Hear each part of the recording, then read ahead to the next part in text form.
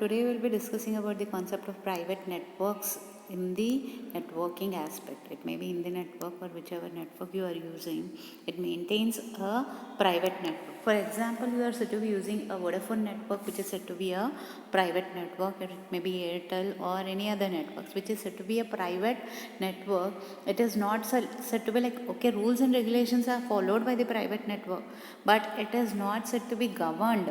Mainly the governance happens in the internet, where the government, it will be accessing all the data. But when it is private network, when it's said to be within this particular area, it uses the private network. Okay, when it is said to be crossing this area to the other area, it is said to be using one NAT.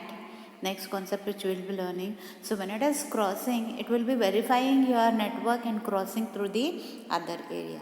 So private network, it is nothing but a network which is taken on lease. Okay, a line which is taken on lease, that is it to be called as a private network. Okay, it is not directly connected to the internet. As I said, it has to have certain rules and regulations. When it is using the internet directly, it is not using the internet. It's a network which is being governed by that company, but that company has to follow the rules and regulations of the government, where it provides the internet. Okay, the IP address can be assigned, like here in the private network, it is not said to be registered. You need not register directly, you get a IP, and it is said to be not guaranteed globally. So when you want to have a global network, you have to go through a internet facility. So when you are using that internet facility, you have to be registered and you should be guaranteed. For example, when I want to have a contact direct, okay, when you use earlier mobiles were there, you never used to use the internet, only it is for the contact purpose. That is said to be not registered and not guaranteed. But when you are said to be using the internet, then it is said to be a what? Registered one and guaranteed one. Okay, here the private network uses different types of range of addresses which are being presented. It may use different types of IPs, different types of addresses when it is said to be fetching.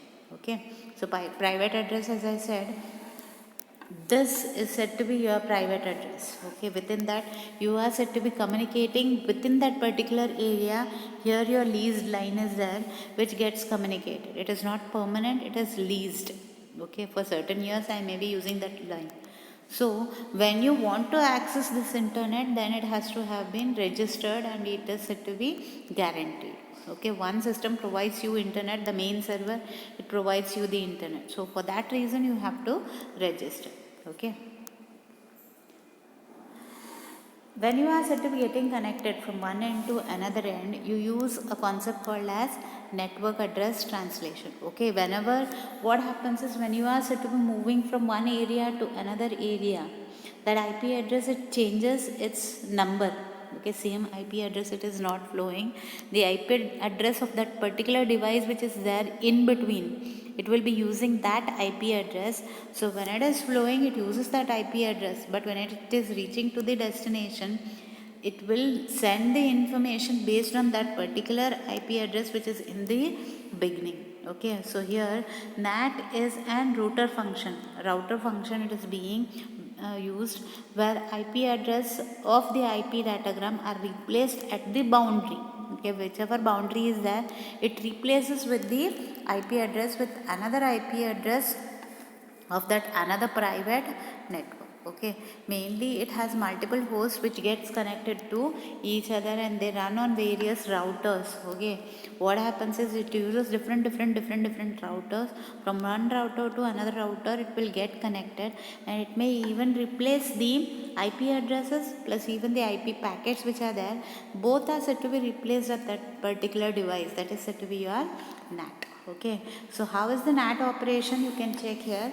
This is a device of NAT which is being used when it is to be communicating with different areas. Okay, when private network, it flows the information through the internet, then you use a NAT which will get communicated to the internet, and through the internet it is said to be able to transfer the information with particular addresses. Here in the beginning you have the private address, but when you are said to be presenting on the internet, it's the public address which is being used by this particular NAT. It is seen everywhere, but it doesn't have the actual address. It is the address which is a different one of the NAT.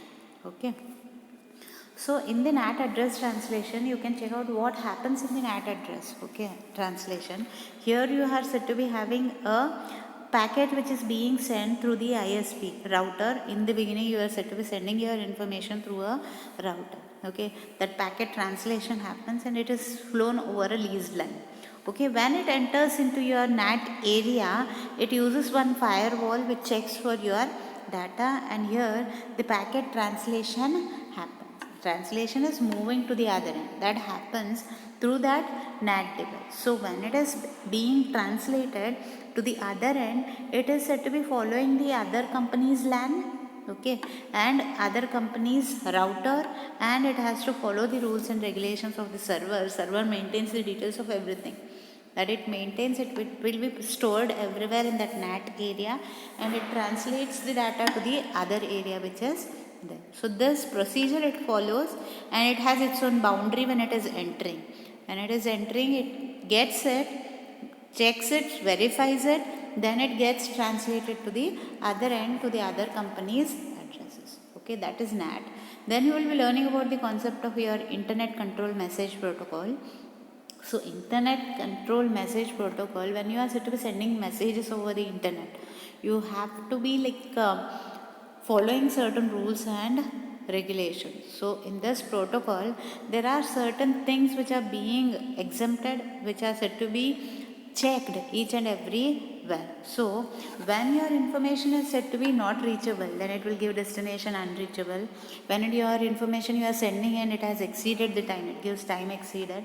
Parameter problems is you have not given a proper address in the header field, then it gives this parameter problem. Source quench, when the packets those which are being received are going out of boundary. I am taking 10, the restriction is 10 packets at a time, and if it is said to be moving 20 packets at a time or 15 packets at a time, then it gives the source quench. Okay. Fragmentation required is nothing but when your data is very bigger, then it has to have a division of your data, then it is fragmentation required. That error which may exist. When the information is being sent, it has to have this particular part of information messages, that is, it should echo the request, means send a request, and even reply for the request is being necessary.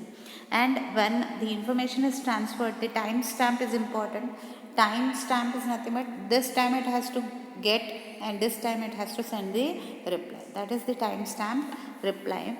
And other two messages or the programs which are executed by the ICMP are ping and trace through. Pinging is nothing but when I am said to be sending a message, it should ping. Okay, this message is being typed, or this message is being ready to be sent. That message is pinging, and trace route from where the information is said to be got. That information it has to be routed. So you have in your WhatsApp, the information are being sent from different person. When that person is said to be sending the message to you, you get a message he is said to be typing a message. That is pinging. And trace route, who is the sender of the message? That is said to be the trace route. Okay. Then IP invokes the ICMP to report errors. Even this internet protocol even provides the errors related to that particular concept. So these are the various protocols, message types which are being used. As I said, you have destination unreachable, you have destination unreachable, time exceed, parameter problem, source quench, redirect, echo request, reply, timestamp request, and timestamp relay. All these are there when you consider the ICMP message protocol. They generate their own errors when they are said to be having any problem. Okay. And last part in this session, how a host determines the IP address is during when the information is being sent. So when it is being sent, the boot up process, when the information is said to be booting up with that particular system, that system gets on and it is said to be sending the message. That moment only the IP address is being got when it is said to be configured from that particular system. Through the hard disk, the address is being got.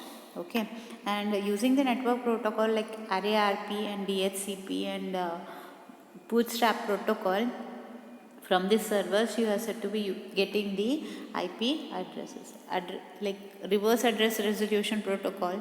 Then you have dynamic hyperlink control protocols are there, or data link control protocols are there, which are being used to send and receive the information related to the IP addresses.